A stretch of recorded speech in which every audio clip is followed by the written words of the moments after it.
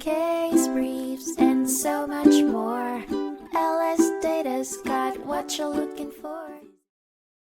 In 2002, the Delaware Supreme Court heard the case McNeil v. McNeil, which centered around the obligations of trustees to act in the best interests of beneficiaries.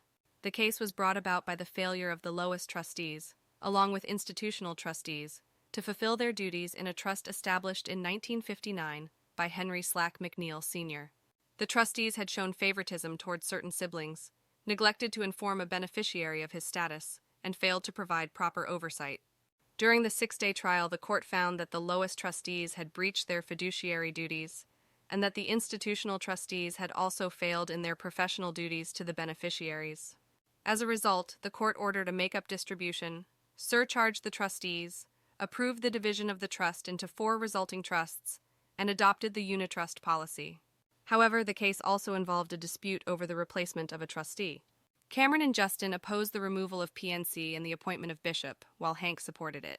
Ultimately, the court reversed Bishop's appointment as a replacement trustee and found that there was no abuse of discretion regarding legal fees.